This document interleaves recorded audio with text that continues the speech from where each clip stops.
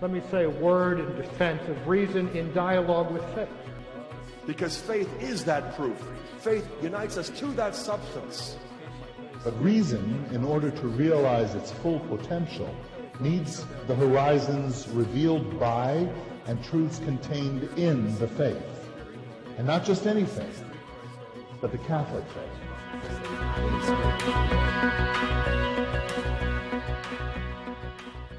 You know, I can feel family in this room. You know, I can just feel it. And I love the fact there are a lot of Italians in this room, too. What a pleasure to be here. I'm here because Coach Kuzma told me to come. You're coming. Has anybody ever told him no?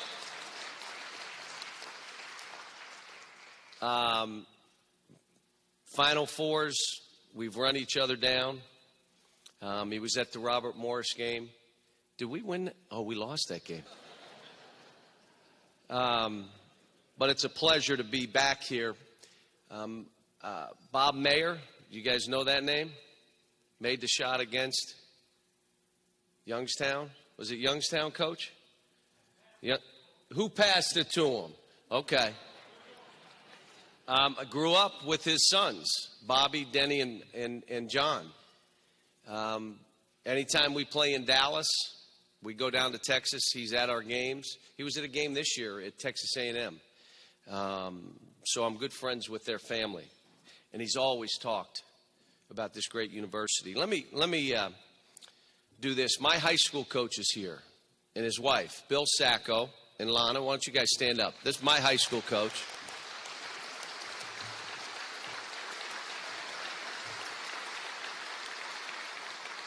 Been with me every step of the way. Just a great story. We're playing West Virginia. We're #1 in the country, UMass. Do you remember the game? We were down 18 with 4 minutes to go in Morgantown. He was sitting on my bench. And I walked down to him and I looked and I said, "You will never sit on our bench again." Do you know that?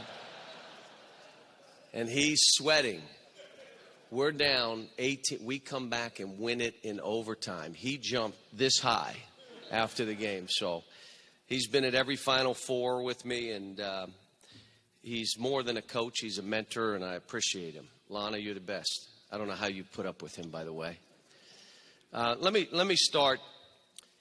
I'm going to talk a little bit about, because people want to know, building organizations, trying to create an atmosphere, an environment, a championship environment. I'm going to talk a little bit about that, and I'm going to talk a little bit about bouncing back. This was the national championship floor. That was not this year. That was last year. This year was an NIT run that was stopped really short. And it reminded me back to when my dad used to tell us all the time, it's never as good as it seems and it's never as bad as it seems.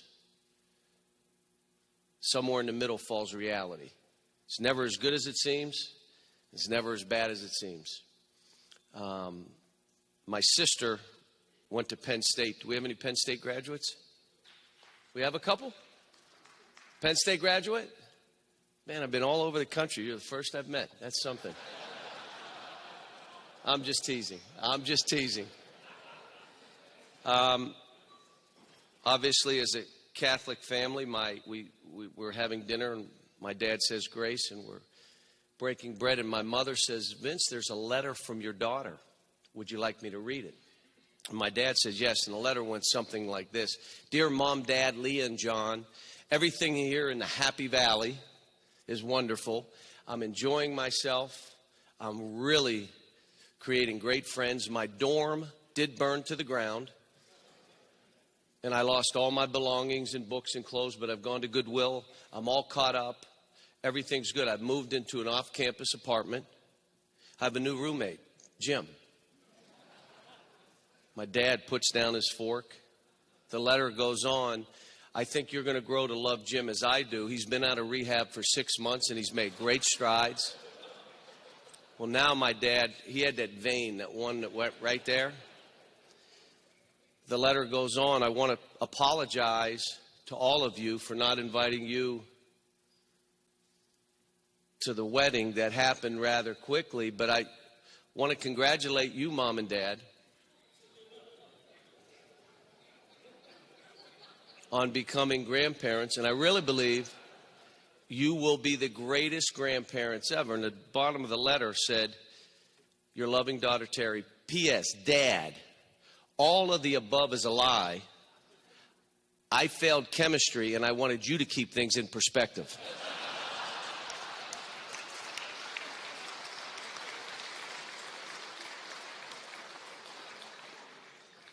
I mean, staying the course wherever I've been has been a big part of it, keeping things in perspective. Staying the course, whether you're up or you're down.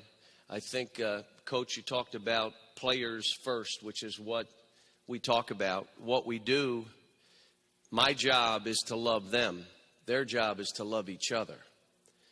And basically, players first does not mean player first.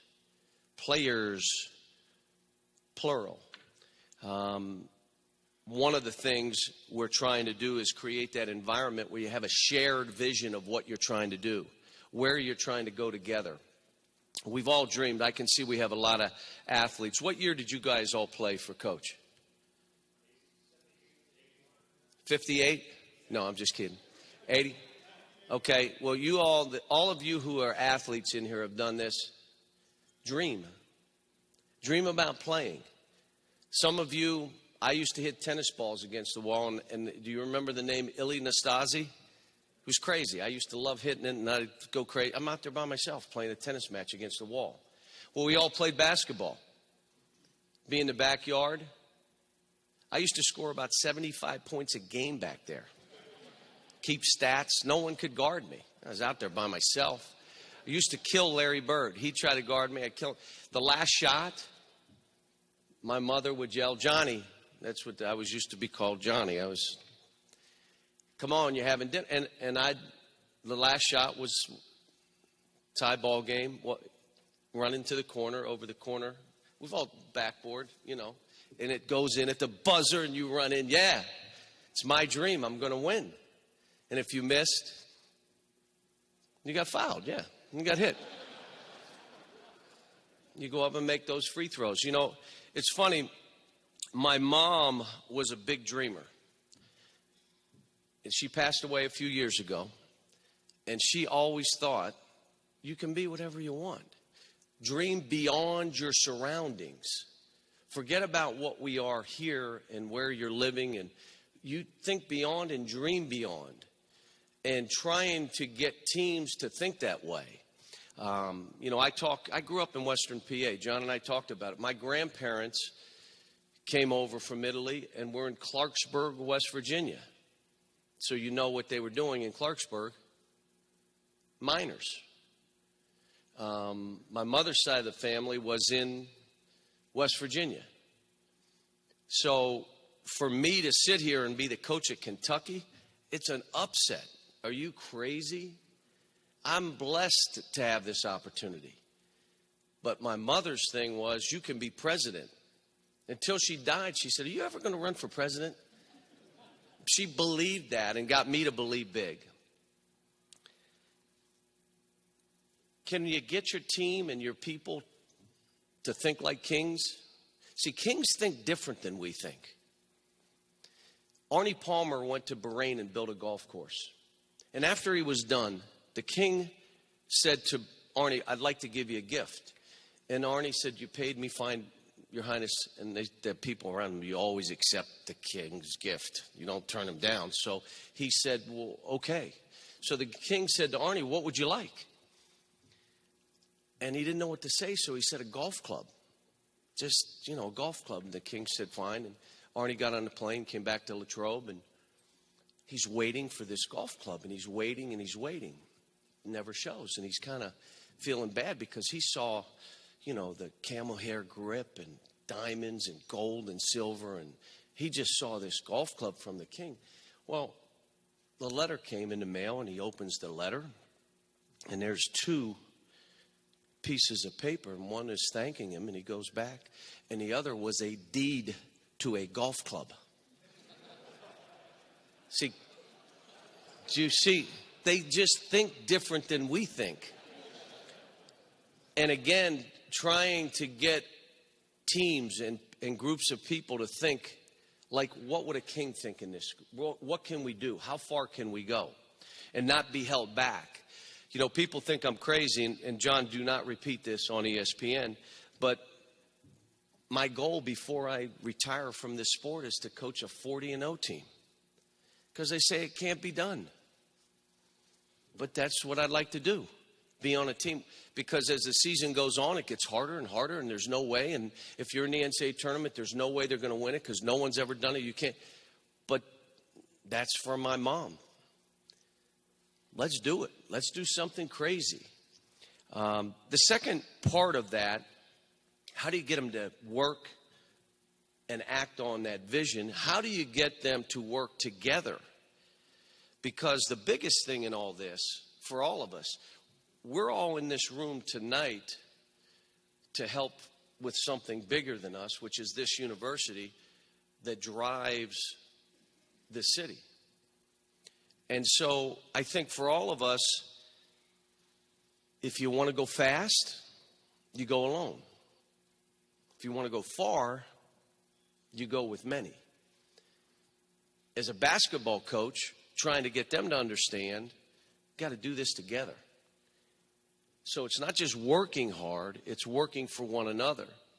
And then trying to get guys to understand the atmosphere that we have to play with is one where you care more about the other guy than you care about yourself.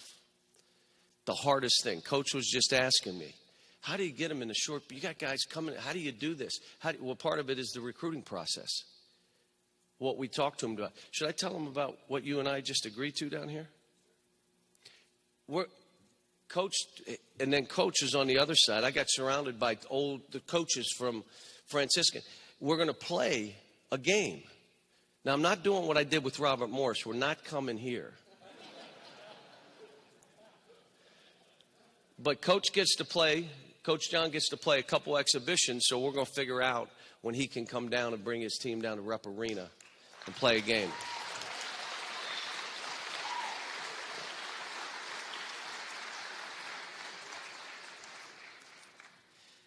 And what we've done, getting them to work together, now that you're all excited, you're not going to hear one word I said about this. It is amazing what gets done when no one cares who gets the credit.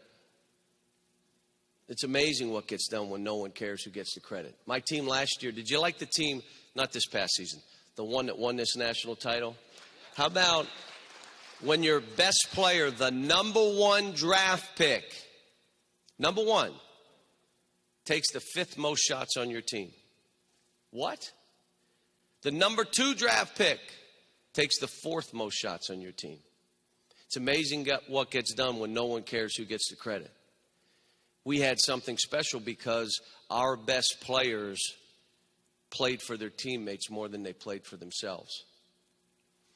The other part, can you get them all in? Can you create trust between them? Will they believe in each other? Will they have blind faith? Blind faith. You can't see it, but you know what it is. I had a nephew of mine, Matt, whose father had passed away, and I used to go watch him play Little League Baseball. He was right fielder. Anybody have their son play right field? Don't admit it. He was in right field. Everybody got a position, and Matt was out there, and I'd go stand beside the fence. If a ball was hit to him, thank goodness there was a fence back there. When he was batting, have you ever done this with your son or daughter? They throw the pitch, and before it leaves the pitcher's hand, you're yelling, swing, swing, swing. I'm late for one of the games. Probably about 20 minutes late. No score up. I say, Matt, what's the score? And he looks at me and he says, 17-0, Uncle John. And I'm like, what do you say? Like what do they call it, the murder rule? I mean, this thing. And he looks back at me and says, but we haven't been up yet.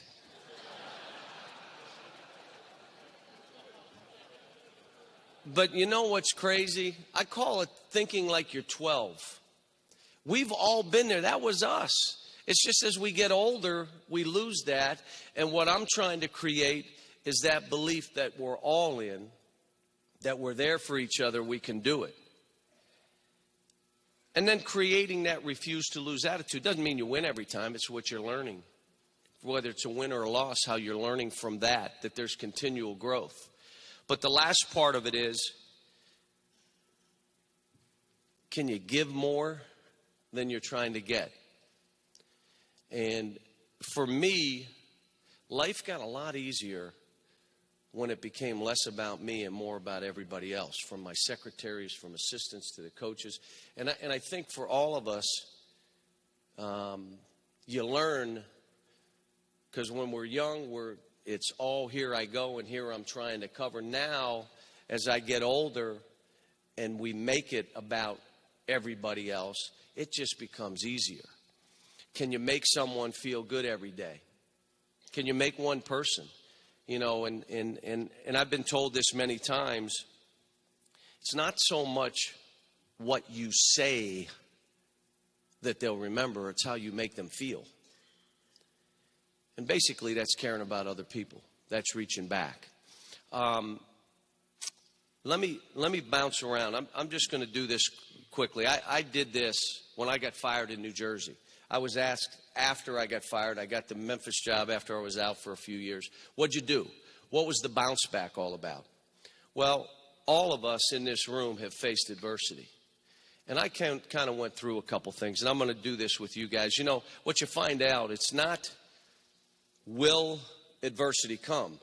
Isn't that right? It's coming. It's when is it coming? At what time is it going to come? And then how you're going to deal with it. You're not alone. The question is, whatever you're going through or whatever I've gone through, 1 million people have gone through, can you go through it better than they do?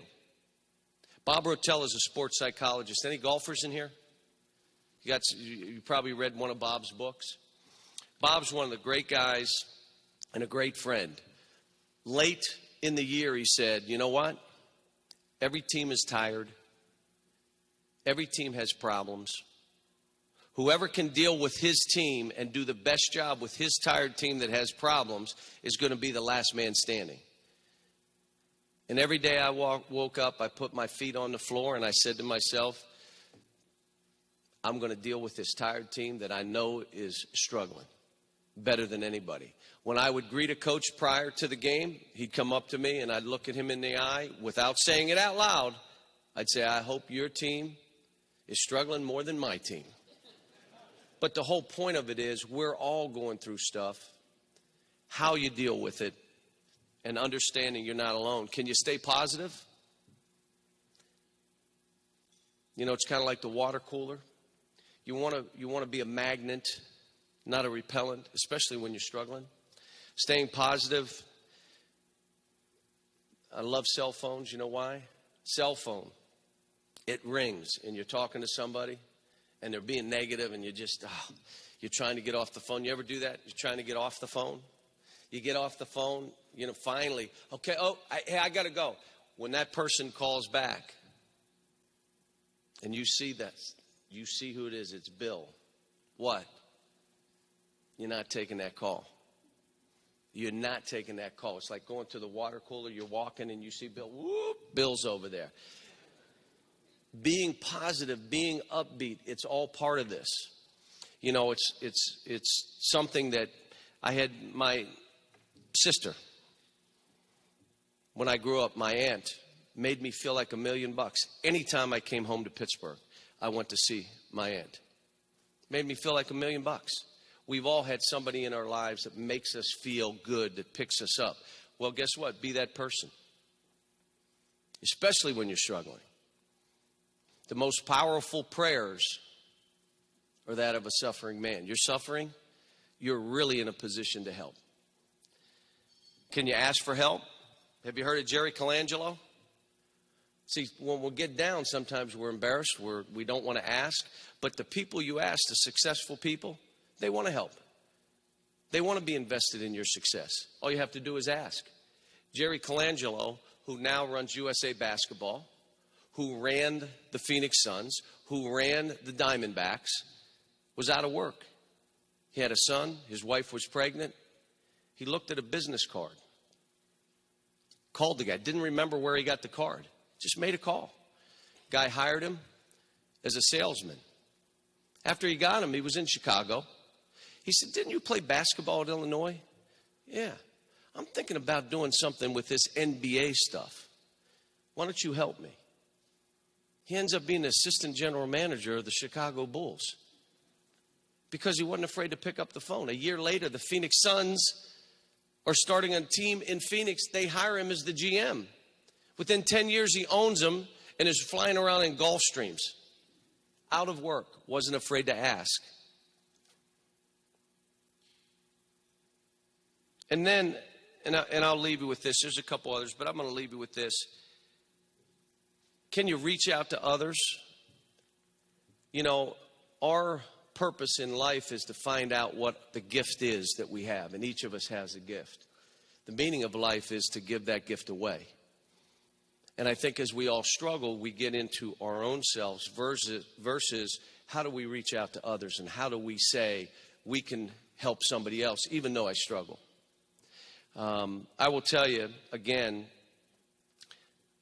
pleasure to be here. I've really enjoyed this and watching it. I enjoyed the family atmosphere. Being with Coach, always spending time with you, Coach, is great. You know I love it. And we will play. And if you beat us like Robert Morris, I'll never speak to you again. And all I want to tell you is this is the kind of place that I really feel comfortable coming home to. Thank you very much.